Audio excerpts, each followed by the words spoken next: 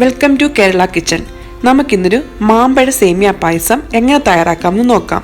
അതിനായി ഞാനിവിടെ ഏകദേശം 1 കപ്പ് സേമിയ എടുത്തിട്ടുണ്ട്. അതുപോലെ തന്നെ ഞാൻ ഇവിടെ അൽഫോൺസ മാംഗോ ആണ് എടുത്തിരിക്കുന്നത്. ഇത് നന്നായി പഴുത്ത നല്ല മധുരമുള്ള മാമ്പഴമാണ്. ഏകദേശം 3 എണ്ണം ഞാൻ ഇവിടെ എടുത്തിട്ടുണ്ട്. അതുപോലെ തന്നെ ഈ പായസത്തിലേക്ക് ഞാൻ പഞ്ചസാര ചേർക്കുന്നില്ല, പകരം കണ്ടൻസ് മിൽക്കാണ് ചേർക്കുന്നത്. പിന്നെ നമുക്ക് നെയ്യ് ആവശ്യമുണ്ട്. അതുപോലെ തന്നെ പായസം ഗാർണിഷ് ചെയ്യാൻ വേണ്ടി ഞാനിവിടെ കശുവണ്ടിയും ഉണക്കമുന്തിരിയും എടുത്തിട്ടുണ്ട്. 1 ടീസ്പൂൺ ഏലക്ക പൗഡർ ഞാൻ എടുത്തിട്ടുണ്ട്.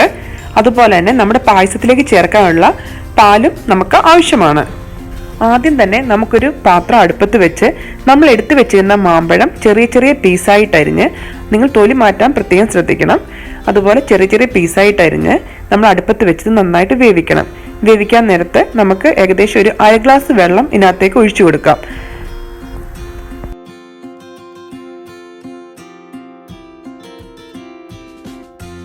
ഇപ്പം നമ്മുടെ മാമ്പഴം നന്നായിട്ട് വെന്ത് വന്നിട്ടുണ്ട്. ഇനി ഇത് ചൂടാകാൻ വേണ്ടി വെക്കാം. ചൂടാറിയ ശേഷം ഇത് മിക്സിയിലിട്ട് നല്ലപോലെ പേസ്റ്റായിട്ട് അരച്ചെടുക്കണം. അപ്പം നമുക്കിത് ചൂടാറാൻ വേണ്ടി വെക്കാം. നമുക്കിനി വേറൊരു പാത്രം അടുപ്പത്ത് വെച്ച് ഏകദേശം 2 ടീസ്പൂൺ നെയ്യ് ചേർത്ത് കൊടുക്കാം. അതിനകത്തേക്ക് നമ്മുടെ കശുവണ്ടിയും നമ്മുടെ ഉണക്കമുന്തിരിയും നന്നായിട്ട് വറുത്തെടുക്കാം. ഇനി നമുക്ക് ഈ സെയിം പാത്രത്തിലേക്ക് നമ്മൾ എടുത്തു വെച്ചിരിക്കുന്ന സേമിയ നല്ലപോലെ ഒന്ന് ചൂടാക്കിയെടുക്കാം. ചില സേമിയ നമുക്ക് കിട്ടുമ്പോൾ ഓൾറെഡി റോസ്റ്റ് ചെയ്ത സേമിയ ആയിരിക്കും. ഇത് ഞാൻ റോസ്റ്റ് ചെയ്യാത്ത സേമിയാണ് വാങ്ങിച്ചത്. അതുകൊണ്ടാണ് ഞാനിന്ന് നെയ്യിലിട്ട് ഒന്നൊന്ന് മൂപ്പിച്ചെടുക്കുന്നത്. ഇപ്പം നമ്മുടെ സേമിയ ഏകദേശം ഒരു ബ്രൗൺ നിറമായിട്ടുണ്ട്, കണ്ടില്ലേ? ഏകദേശം നന്നായിട്ട് റോസ്റ്റ് ആയിട്ടുണ്ട്. ഇനി നമുക്ക് ഫ്ലെയിം ഓഫ് ചെയ്യാം. ഇനി നമുക്ക് അടിഭാഗം കട്ടിയുള്ളൊരു പാത്രം എടുത്ത് നമ്മൾ റോസ്റ്റ് ചെയ്ത് വെച്ചിരിക്കുന്ന സേമിയ അതിനകത്തേക്ക് ഇട്ട് കൊടുക്കാം. ഈ സേമിയക്കകത്തേക്ക് നമ്മൾ എടുത്തു വെച്ചിരിക്കുന്ന മിൽക്ക് ആഡ് ചെയ്യാം. ഇത് ഏകദേശം 1 കപ്പ് മിൽക്കാണ് ഞാൻ ആഡ് ചെയ്യുന്നത്.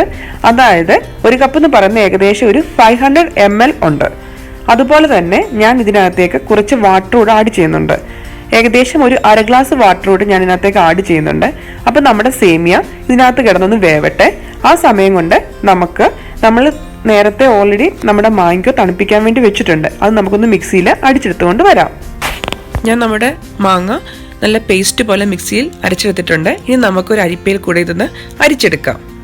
കാരണം അതിനകത്ത് എന്തെങ്കിലും നാരുകളൊക്കെ ഉണ്ടെങ്കിൽ അതങ്ങ് നമുക്ക് മാറ്റിയെടുക്കാൻ പറ്റും അരിക്കുമ്പോൾ. ഇത് അൽഫോൺസ മാങ്ങ ആയത് കാരണം അധികം നാരുകളൊന്നുമില്ല. എന്നാലും നമ്മൾ സ്പൂൺ ഇട്ട് ഇതുപോലെ ഇളക്കിയിട്ട് അത് ഫുള്ളൊന്ന് അരിച്ചെടുക്കാം. ആ കുറച്ച് ഫൈബർ മാത്രമേ അതിനകത്തുള്ളൂ. അത് നമുക്ക് ഇങ്ങനെ മാറ്റിയെടുക്കാം. നമ്മുടെ ബെർമിസെല്ലി ഏകദേശം നന്നായിട്ട് വെന്തിട്ടുണ്ട്. പക്ഷെ ഞാൻ ആദ്യം ഒഴിച്ചുവിടുന്ന പാല് നന്നായിട്ട് വറ്റിയിരുന്നു. അതുകൊണ്ട് ഞാൻ ഏകദേശം ഒരു 250 ml പാലൂടെ ആഡ് ചെയ്യുകയാണ്. അപ്പോൾ ടോട്ടൽ ഞാനിത് ഒരു 750 ml പാലാണ് ഇപ്പോൾ ഒഴിച്ചു കൊടുത്തിരിക്കുന്നത്. ഇനി ആ പാലൊന്ന് ചൂടായി വരുമ്പോഴത്തേക്ക് നമ്മൾ എടുത്തു വെച്ചിരിക്കുന്ന ഏലക്കാപ്പൊടി നമുക്കതിനകത്തേക്ക് ഇട്ട് കൊടുക്കാം. അപ്പോൾ ഏലക്കാപ്പൊടിയുടെ ആ ഫ്ലേവർ നമ്മുടെ പായസത്തിലേക്ക് ഇറങ്ങി ചെല്ലുകയും എല്ലാ ഭാഗത്തേക്ക് പിടിക്കുകയും ചെയ്യും. ഇനി നമുക്ക് ഇതൊന്ന് തിളപ്പിക്കാം.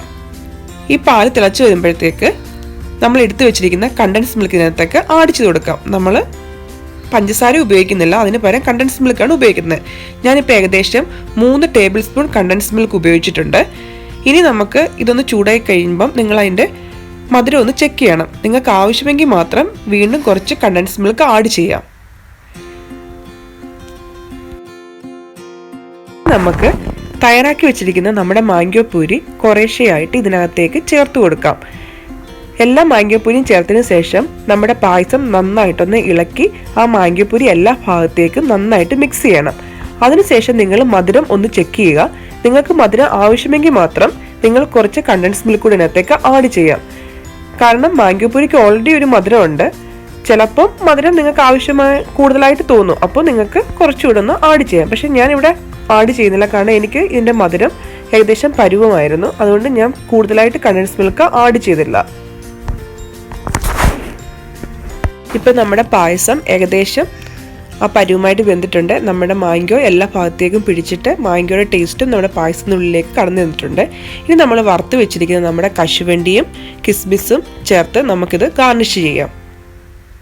അതിനുശേഷം നമുക്കിതൊരു സെർവിങ് ഡിഷിലേക്ക് മാറ്റാം. നിങ്ങൾക്ക് എല്ലാവർക്കും ഇന്നത്തെ എൻ്റെ ഈ മാംഗോ സേമിയ പായസം ഇഷ്ടപ്പെട്ടു എന്ന് ഞാൻ കരുതുന്നു. നിങ്ങളെല്ലാവരും തീർച്ചയായിട്ടും ഇത് ട്രൈ ചെയ്യണം, എന്നെ ഫീഡ്ബാക്ക് അറിയിക്കണം. എൻ്റെ ഈ വീഡിയോ ഇഷ്ടപ്പെട്ടെങ്കിൽ നിങ്ങൾ ലൈക്ക് ചെയ്യുക, ഷെയർ ചെയ്യുക.